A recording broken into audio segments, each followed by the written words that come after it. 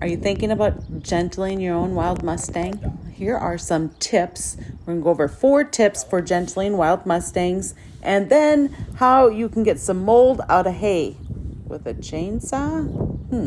All right.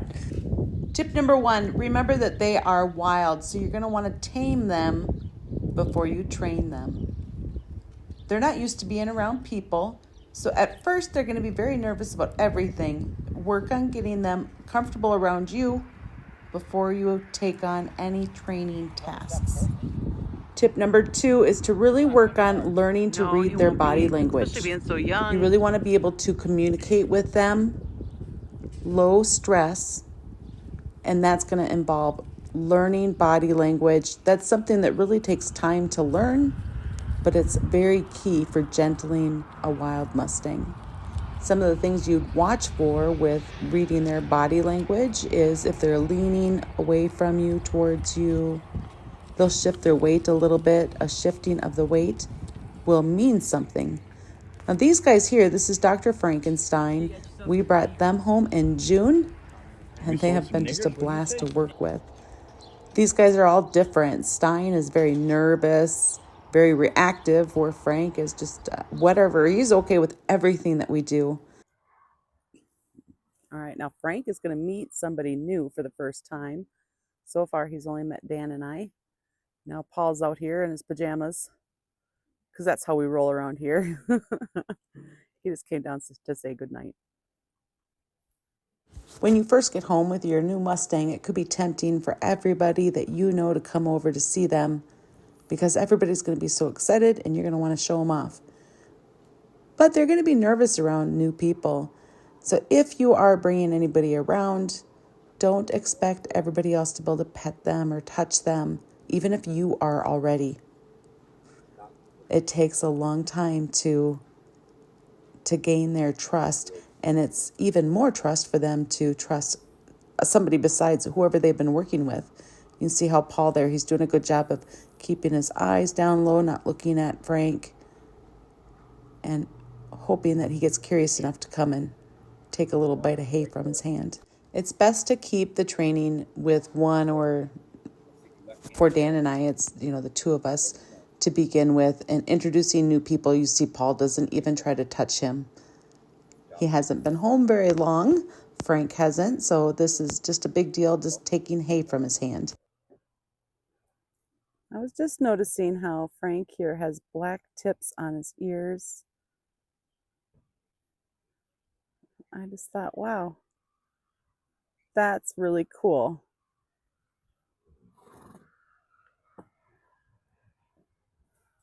Now he's coming towards me. What cool ears you have. Keep watching so you can see how we use a chainsaw to get some mold out of hay.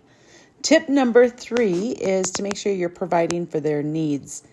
You're going to want to make sure they always have clean water, plenty of hay, shelter to get out of the weather.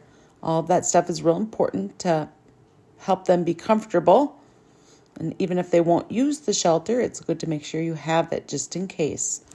I have giggled sometimes how they will stand out in the weather even though there's a perfectly good shelter. So here we're getting our hay put up for the year, and you see that black spot in there. We want to get access to that before it's super cold out. So we're getting that brought forward, and then we're going to get that mold out of there and just check to see how good the bale is, or if there's a lot of waste in it or not. Sure, it feels good to have the hay put up for the year. These square bales, they're nice for transporting and not having so many bales to stack, but they are a little bit more complicated for other reasons. Have you used these big square bales? How do you like them? Now, mold is very bad for horses. You don't want them to have any of it. When I first got into having horses, we had a friend who had cattle, and we were buying hay from him. And he said, oh, this bale is going to be just fine. I didn't realize how not fine it was. I ended up by feeding it to our horses, and one of my horses still has a cough to this day. If there's any dust or mold, even if you didn't see it, if there's any of that in there, then he will start coughing. So when we have any bales that have mold on it, we make sure we get that stuff all out of there. And if it's bad, then you just throw away the whole bale. But these bales are big, so sometimes you're able to just to pull anything out that's bad. And that's what we're up to here. And because there's that big black spot, we wanted to get it out, see how deep it went. So we've been just cutting it out of there. And our horse tells us if we were wrong. If someone tells you mold is okay in the hay, do not believe them, even if they're your friend. What Stein does to Frankenstein. There's Frank, and there's Stein. Totally slobbered up from playing. Now remember all of that hay we put in the barn? That hay is gone now, and we have access to the barn for training, which is absolutely wonderful because in the wintertime, it's cold and windy in Montana. This winter we had all the way down to, I think it was 45 below zero. That's cold. Now, tip number 4 for gentling a wild Mustang is to let them come to you and approach them gradually. Remember, they're wild. We want to make sure that we're not approaching them so fast that they feel the need to defend themselves. So by letting them come up to us and us approaching them gradually, we're going to help to create a strong bond that will be absolutely amazing when you get it. But be patient. Patience is key when you're gentling a wild Mustang or a wild donkey. Have fun with it. The rewards are amazing. It is so fun. These guys now, even though this is their first time in the barn, you can just see how chill they are around. And in the pens behind them are new wild animals that we brought home. So wild donkeys are in those pens that we're working on gentling. But Frankenstein here came home much sooner, months beforehand. And the ones in the pens behind there, the oldest one is 22 years old.